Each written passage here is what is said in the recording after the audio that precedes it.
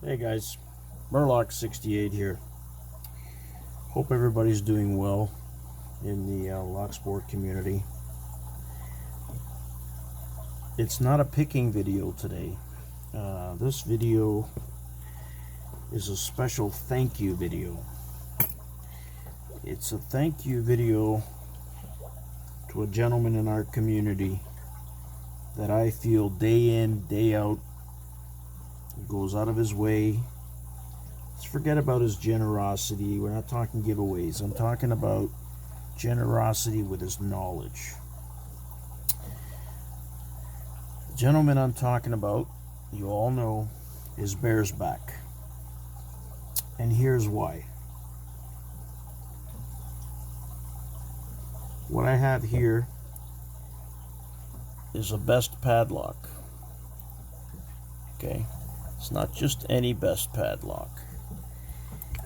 It's a best padlock that's been on my mind pretty much since before I started the channel in September of 2018. Before I started the channel, obviously the knowledge was not as great as it might be today. I took it upon myself to take this apart the traditional way with the follower, and not only that, I took it apart with an undersized follower, and it was just pure hell. So I was ecstatic when I used the same procedure to put the lock back together. I used the same follower, and I used a stack of shims to make up the difference in the follower, because nothing I had, still till today, I don't have a proper follower for this. To get everything back in, only to find out that the operating key worked and the control key did not. So that left me with frustration. Took it apart again, same method, trying to figure out what I did wrong. Thought I figured it out. I went through this 3 times and still I had no control, just operating. So anyways, I reached out, this is in the beginning. I remember reaching out to 1 or 2 of the big guys and never even got a response. Anyway, I watched a couple of videos, but I felt that it was just too complicated for me as far as where I was with my level. You know, clearly the A2 chart, I knew I had to learn that system in order to balance the pin stacks and so on and so forth, but I just found it as being too complicated. I said there had to be another way until I learned that system to figure out why I could not get the lock, you know, working. It's one thing to have to disassemble it and reassemble it that way instead of using the block and, you know, coming through the top, which is much easier to do. I was doing it in a way that was frustrating enough, let alone not being able to get it right. So, to my point, coming home from the midnight shift this morning, I catch a video from BEARSBACK 279, and lo and behold, what's he doing? He's taking his time explaining what to do if you encounter my screw up, basically. And he gives you pretty simple method, explaining that, you know, if you've got 1 or 2 of them right, as long as you balance out the stack. He showed how to test it and put the lock back together and get it working properly.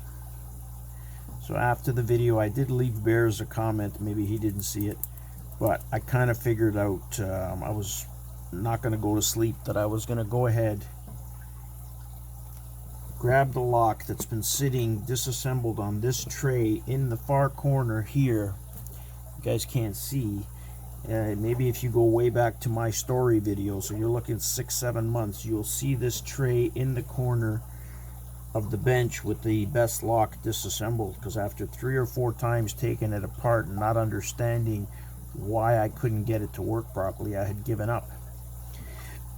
So when I saw Bears' video this morning, I said, you know what, I think today is the day I'm gonna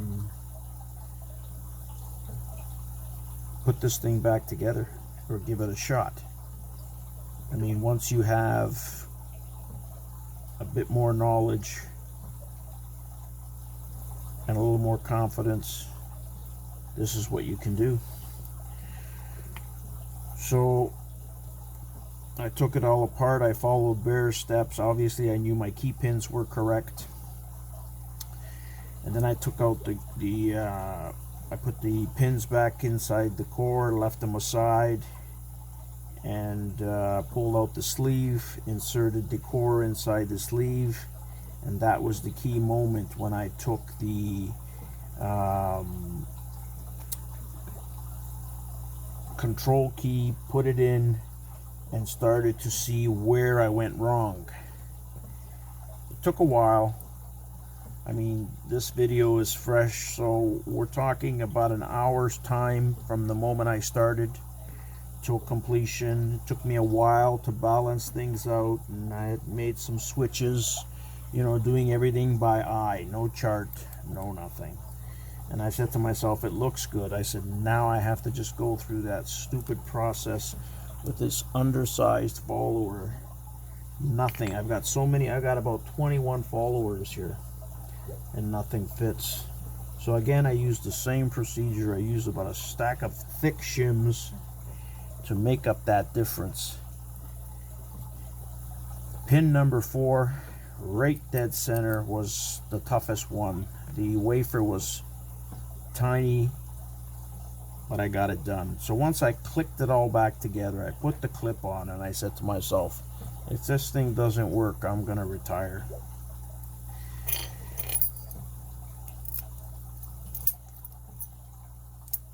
Operating key,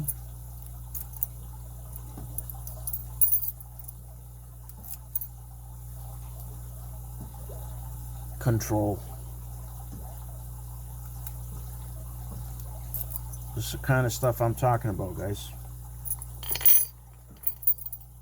If there's anybody out here who thinks they know it all,